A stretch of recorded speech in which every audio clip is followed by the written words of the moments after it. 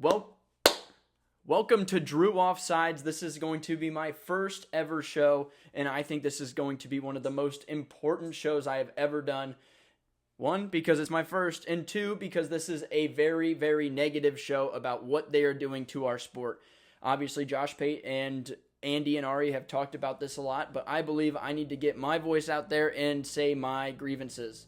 To say what I think is going on is horrible. They have already sped up the game of football. They have made the game faster to add more ads into the game. That was the first mistake. The second mistake was taking rivalry games and college football games and putting them into arenas for NFL games and soccer stadiums all around the world and taking it away from the home fans, ruining what makes college football college football. They are now expanding the college football playoff with the Big Ten as the leader and the ACC and the Big 12 following along like little pussies, and it is ruining the sport in general. The SEC has the only leg in this fight to make it a normal sport. Now, why is this going to happen? It's because the Fox network wants to have college football playoff games in their hands, and expanding past 14 would be the only way that's possible. ESPN, who is kind of being the puppeteer for the SEC, is trying to hold on to their majority ownership of this, and that's why you see Joel Klatt always agree with the 2014 playoff, because he is Fox. He may not be the owner of Fox, but he is the talking piece of Fox, making this sound like a great idea. Now, I will tell you what causes would happen if they expanded to a 2014 playoff and how bad of an idea this would be. Things that you would lose if we went to last season. We would lose tough out-of-conference games and the importance of those games. Week 1 was Texas-Ohio State, and that was a huge game, and it meant a lot to everybody. Texas lost that game. It would not mean anything because they would be in the playoff with that loss. Oklahoma versus Michigan, a huge game in week 2. That game would be pointless because Michigan would be in the playoff from then. Notre Dame versus Texas A&M game, that Notre Dame versus Miami game, which is a rivalry game, a matter of fact, it would be pointless. The reason why Notre Dame and Miami were great rivals was Notre Dame was a great team back in the 80s and the 90s, and Miami was a great team, and they hated each other. It was pure angst. Catholics versus convicts. That importance of those games would be pointless in the regular season now. We would lose the importance of conference games in general. Texas versus Florida, where there was a magical upset. That game, pointless. Doesn't matter. Texas can lose to a very bad Florida team in the middle of the season, and it won't affect their chances in the playoff. USC versus Oregon, USC versus Illinois. These games were key points for USC to try and see if they could win away games last year, and they could not. And that was a flawed team. What does that do to the regular season? It doesn't mean anything. They are in the playoff with those 2 losses. Vanderbilt losing to Texas or Bama, both of them, doesn't matter. Those games don't matter. They're in the playoff. Utah versus Texas Tech and their Holy War, a rivalry game. It doesn't matter. They're still in. Michigan versus USC. Michigan losing at USC, showing that they can't stop the pass. Their team is still a flawed team. Doesn't matter. They are in the playoff. Georgia Tech versus Pitt would have been a huge game. What is it now? Nothing. It doesn't mean shit. Georgia Tech, what did they need? They blew the whole month of November. They lost all of their games in November. They lost to NC State. It doesn't matter. They lost to Georgia. It doesn't matter. You're still in the playoff as you crumble through the month of November. When it's supposed to show what real teams are, it doesn't matter. Iowa, who lost to USC, Oregon, Indiana, all in very tight games, even lost to Iowa State, went 8-4. They lost. It doesn't matter. They are still in. A team that lost more than 25% of their games are in the college football playoffs. Who cares anymore? Who would even care at all when you have a completely flawed team who can't throw a football get into a college football playoff game at all? It doesn't matter. It doesn't matter. You think that this is going to make games mean more, it makes games mean less. Ohio State versus Michigan. This game last year was to decide if Michigan could get into the playoff with their backs against the wall. They were 9-2 at that point.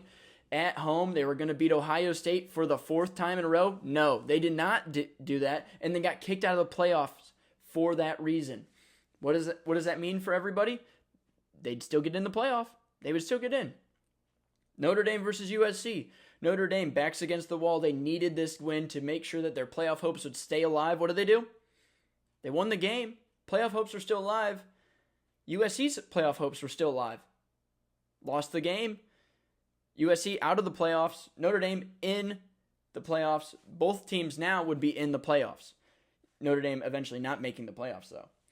Like I said, Iowa State, that game doesn't matter. A good regular season, beginning of the year game for them. Doesn't matter. Doesn't count. The Holy War, Utah versus BYU, doesn't matter. Both teams in the playoff. It doesn't matter. All these games would have no importance, no meaning to it. So what are they saying that this would make more meaning for more games? I mean, sure, if you want to count Northwestern or a Michigan State or a Mississippi State for teams that we can't even rank. They don't rank AP teams past 25. So who are we going to just, maybe a team that goes 8-4, they might make the playoff this year. Oh, wow, so much more teams are on the bubble. Who gives a fuck? Who gives a fuck?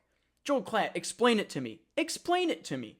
What makes these games more meaningful when I'm going to be losing the most important games of college football? What makes it important? Ohio State versus Michigan. It's gone. The meaning of it was already gone when Michigan beat Ohio State, would have kicked them out of a normal playoff, and then Ohio State wins the national championship in a 12-team playoff.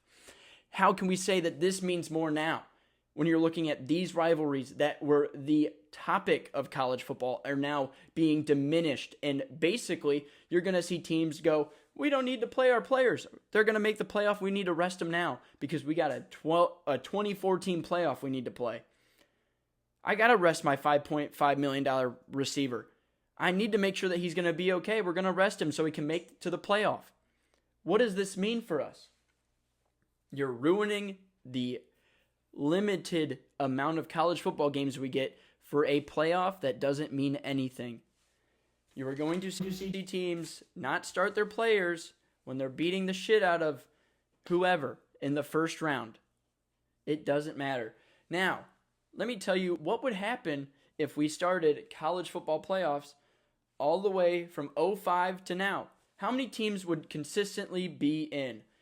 Starting off with the fact that Ohio State and Alabama would have made 19 of 21 playoff appearances. They would have made it to the college football playoffs 19 times. Oklahoma would have made it 17.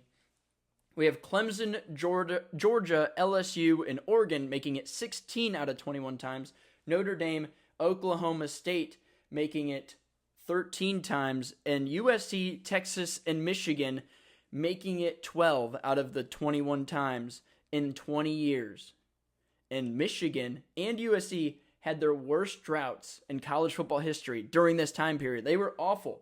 USC, coming off of Pete Carroll, just had a huge, huge problem. Even Penn State made it 11 times in this scenario, and they had the Jerry Sandusky situation go on during this period. They still made the college football playoffs. So it's not like you're going to be seeing new teams like, oh, we're going to see Bowling Green make the playoff. No. We see 2 MAC teams, I think, in this whole 20-year experiment make the playoffs. You had Kent State would have made a 12-team playoff one year, which is kind of nuts.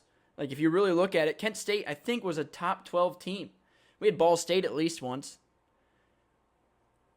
It doesn't mean anything. It's not important to the way that college football works. Explain to me why we need a 24-team playoff. And I think that that's why Joel Klatt hasn't talked about it at all, is because he knows deep down that this is going to ruin the sport. And he can't say that because deep down he works for Fox. And it is what it is. Please argue with me. I know I'm new. I know I may be bad at what I'm talking about. But I think I'm right here. And so please destroy my argument. Please. Show me where I am flawed. If and only if your argument is it's going to make everything even for everybody. As of now, I believe Indiana already made and won the national championship. Expanding the playoffs more doesn't mean that at all. Because I watched it when it was a 4-team playoff, and I wanted to expand it because Michigan at that time I never thought could make a 4-team playoff. And then they did, and then I saw you can do it no matter what. Indiana would have made a 4-team playoff this past year. If it was still a 4-team playoff, it still would have worked. It still would have done everything. You do not need to expand the playoffs for more teams to make it important. There are teams that are spending $50 million next year. There are teams spending $40 million right now. Expanding the playoff doesn't give those teams more money. They need to just figure out how to make that type of money.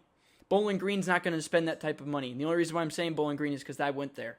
And I love them too dearly, but I have no money to give them. And so it is what it is. They're going to spend their money on hockey. I know how it works. Anyway, Talon's up. I love everybody. Please like, please subscribe. Tell me I'm wrong. Tell me I'm right. It doesn't matter. I don't care.